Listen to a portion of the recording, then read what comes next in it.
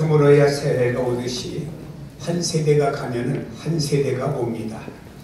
마태복음 1장에 보니 아브라함이 이삭을 낳고 이삭이 야곱을 낳고 1장에 낳고가 나오는 것은 한 세대가 가면은 한 세대가 옴으로 말미암아 예수 그리스도가 이 땅에 오신 족보에 대해서 말씀하고 있습니다. 성경을 보면은 출애굽기, 레위기, 민수기, 신명기에 모세의 사역에 대해서 잘 설명을 하고 있습니다. 오늘 본문은 신명기 마지막 부분으로 다음 책인 여호수아서와 자연스럽게 연결시켜주는 결론 부분이 되면서 이제 모세의 시대가 끝나고 여호수아의 시대가 온다고 하는 사실을 알려주는 내용이 되는 것입니다. 이제 모세를 이어서 여호수아가 이스라엘의 지도자가 된다는 사실을 언급하면서 그동안 모세가 어떻게 사역해 왔는가를 간단히 소개해주는 내용도 이 본문 안에 들어 있습니다. 먼저 모세가 사역과 그가 하나님과의 관계를 회상하고 있는 내용을 본문에서 소개합니다. 이스라엘에 모세와 같은 선지자가 일어나지 못하였나니 모세는 여호와께서 대면하여 아시던 자요라고 말씀하고 있습니다. 모세를 선지자라고 말하는 것은 모세는 하나님께로부터 부르심을 받은 여호와의 종임을 가리키는 말씀입니다. 하나님의 뜻을 백성들에게 전달하는, 요즘으로 말하면 설교자 혹은 목회자와 같은 역할을 모세가 했다고 보고 싶습니다. 또한 모세는 친구와 같이 이야기함과 같이 하나님과 직접 대면하면서 바로 쓰임받은 사람이라고 소개하고 있습니다. 그는 하나님의 영광스러운 임재를 친히 목격한 사람이었습니다. 목회라고 하는 것은 성령의 함께하심과 인도하심 속에서 목회해온 모습으로 볼 수가 있습니다. 모세는 부름받아서 개척자로 쓰임받은 사람입니다. 당시에 애굽의 바로를 대항한다고 하는 것은 혈안으로 바위치기와 같은 것이기에 모세는 부름받았을 때 호렙산에서 하나님의 부르심에 자신이 적격자가 아니라고 사양하는 모습을 보게 됩니다. 그러나 하나님의 절대적인 주권에 사로잡혀 부름받았고 하나님의 능력으로 여러 가지 기적과 역사를 통해서 바로를 꺾게 되었고 이스라엘 백성들을 애굽에서 인도해내는 사역과 사명을 감당하게 되었습니다. 광야에서 이스라엘 백성들과 40년 사는 삶, 그리 쉬운 삶이 아니었습니다. 환경도 그리했습니다만 지도자였던 모세에게 이스라엘 백성들이 순종하고 따라온 것보다도 반대로 이스라엘 백성들은 자신들의 불편함과 자신들의 욕구가 채워지지 아니한다고 사사건건 원망하고 또 배신을 당한 듯한 모세의 입장에 있을 때도 있었습니다. 그러나 그에게는 이런 사역이 이스라엘의 지도자로서 힘든 사역이었습니다. 그때마다 모세는 하나님을 바라보며 기도하면서 하나님의 인도하심에 순종했던 사람이었음을 볼 수가 있습니다. 이제 모세는 비스가 산에서 지나온 길을 되돌아봤습니다. 어떻게 광야길을 돌아왔는가를 되돌아봤습니다. 이제 요단강을 건너를 바라보았습니다.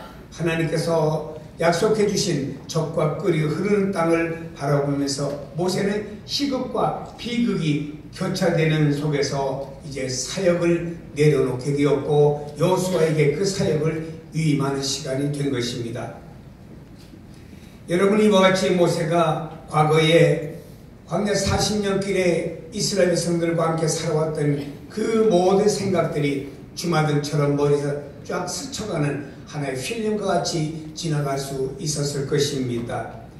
여러분, 한 목회자가 한 교회를 개척하고 수고하여 오늘의 교회가 세워진다고 하는 것은 그 역사가 그냥 되어지는 것이 아니고 우리는 하나님의 은혜와 아니라 성령의 인도가 있었지만 그 한 목회자의 수고와 희생이 없이는 되어질 수가 없는 것입니다. 이스라엘 백성들이 오늘의 현실만 바라보고 부족하다, 원망하고 어려움 가지고 소화시키지 못했으나 이렇게 목회하다 보면 현실의 어려움과 아픔도 있지만 그것만 가지고 우리가 단편적으로 평가하기는 어렵다고 하는 것입니다. 한 목회자가 그 교회를 위해서 얼마나 한 생애를 바쳐가면서 살아왔는가에 대한 수고와 역사를 기억하는 것이 교회의 마땅한 도리라고 생각하고 싶습니다. 저는 김진웅 목사님하고 신학교 동기로서 저 원수동에서 전도사 시절에 그 허벌판에 자그맣게 예배당을 짓고 국수 삶아가면서 함께 산도래라고 하면서 기도하던 과거의 생각이 저도 스쳐 지나갑니다. 여러분, 그냥의 오늘이 이루어진 것이 아니고 그와 같은 삶 속에서 뭔가 넘고 넘는 수많은 산을 넘어서 오늘의 결과가 이루어지게 된 것을 우리는 알아야 되는 것입니다. 오늘 성경의 모세는 이제 여호수아에게 안수하여 후계자로 삼는 내용을 또한 간단하지만 소개하고 있습니다. 그 이전에 어떤 목사님이 어린이 부임을 해갔습니다. 그런데 그 교회가 건축을 100억짜리 건물을 지었어요.